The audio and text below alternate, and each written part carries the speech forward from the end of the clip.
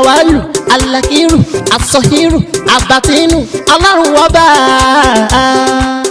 Ìwọ ló pamọ́, ìwọ ló fara jáde. Alárágbá yìí dániyàn, ara tó wù ọ́ dáadáa ló dẹ̀ ń dá.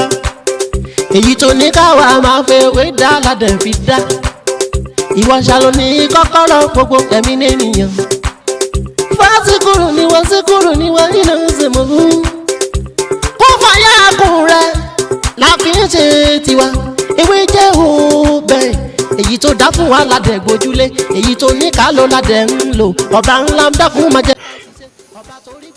Today I want to quickly explain how to use egg to turn bad luck to good luck. Egg. It may be native egg or agric egg to turn bad luck to good luck. If you are going to somewhere, maybe you want to go and present yourself in a company, a particular place, to a special place, or you want to go and deliver lecture, to turn your bad luck to good luck. Are you with me? So you are going to use one egg, either native egg or agric egg. I will advise you to use agric egg instead of a native egg. But if you have native egg, the fresh one, and you are there delay, if you have it fresh one, please you can use it. That one is very good. That one is very good. And you must do this on Wednesday. You must do it on Wednesday.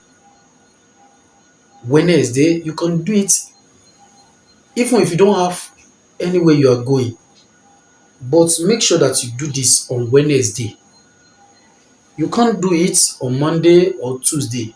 You can only do it on Wednesday. Wednesday, early in the morning or in the night before you sleep, before 12 o'clock on Wednesday. 12 p.m.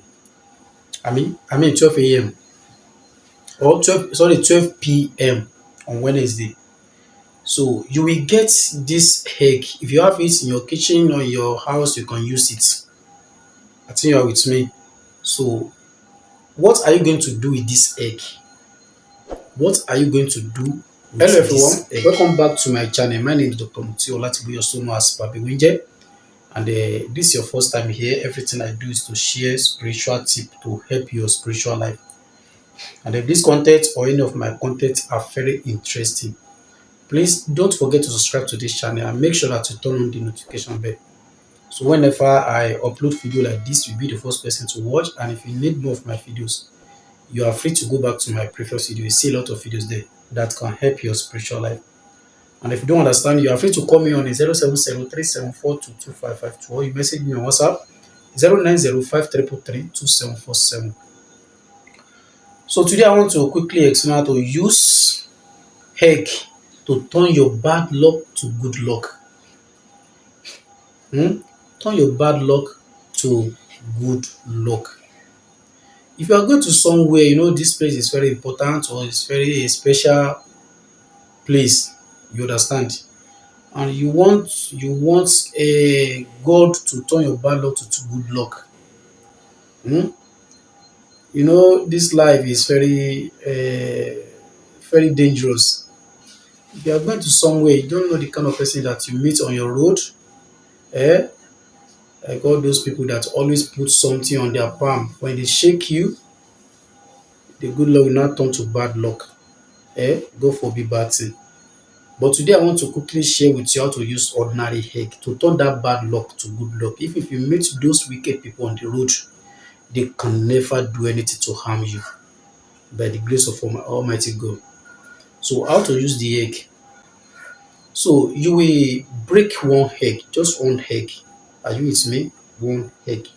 So what you need from this egg is that yolk, that yellow egg. You will remove. You can use spoon to remove it. You put it in a plastic rubber. Then you now add a pinch of salt to it. A pinch of salt to it. Pinch of salt to it. You mix it together. Have you done that? So that's all. So how are you going to use it? You will take the egg to your bedroom. Hmm? Take it to your bedroom. But before you take it to your bedroom, if you are a Muslim, you recite Amman Rasulu bima usila ilayhi min rabbi wal mu'minuna kullu amana billahi wa malaikatihi wa kutubihi wa rusulihi la nufariqu baina ahadin. You recite it from the head to the, you will recite it like that 7 times. If you are a Christian, you pray, you can read any psalm for protection. You read it 7 times.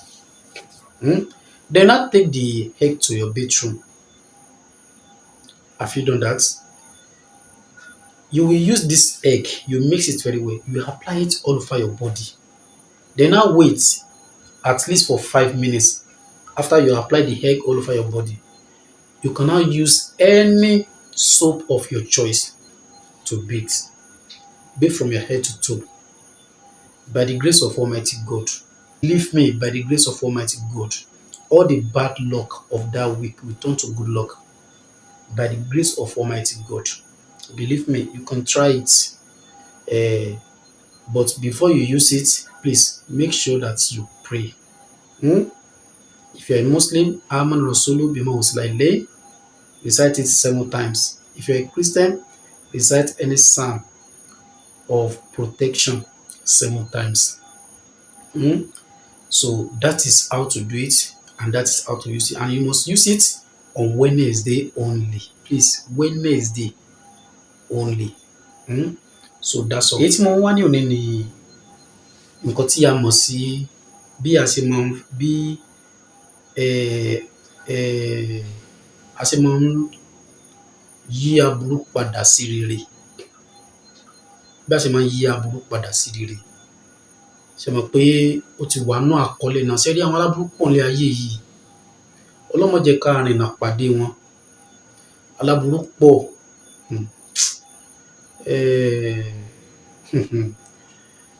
Èmi àtẹnìkan sọ̀rọ̀ kan ní àná pé ẹlòmíì ṣàdédé kọ́ ló dọlọ́tí òjijì. Èmi àtẹnìkan sọ lánàá, ṣàdédé kọ́ lẹ́lòmíì di ọlọ́tí òjijì bí àtẹnujẹ. Ẹni tí ó ń ta, bóyá tó ń ta ọjà, tó ń tọ́tí, òun náà mọ ṣáájò, wọ́n tó sì jómùkúmu,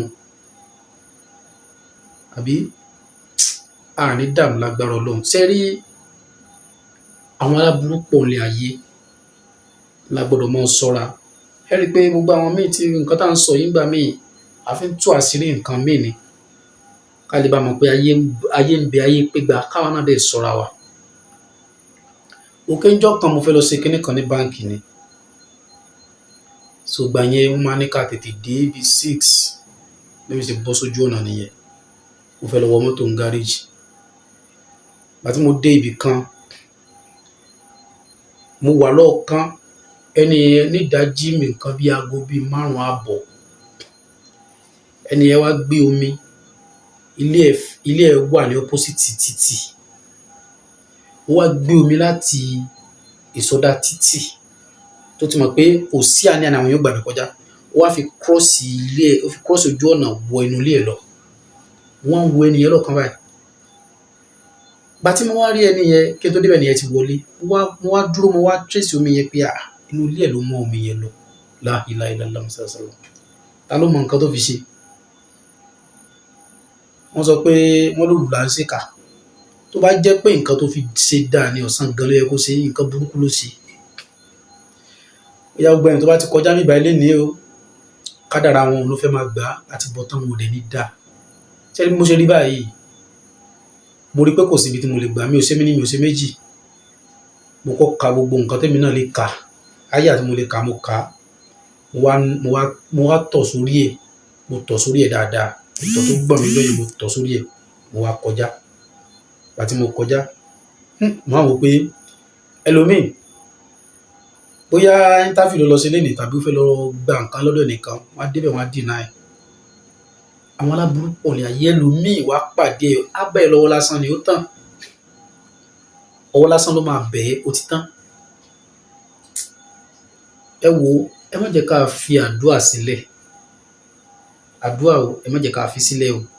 Wàláì àwọn èèyàn burúkú ti pọ̀ lé ayé, wọ́n ti pọ̀ ọ̀nà kọ́nà lórí burúkú. Àwọn tá à ń sọ yìí wọ́n fi ń wá rísìkí, wọ́n fi ń wá gbéga, wọ́n fi ń wá awọ́rò gbogbo ẹ̀.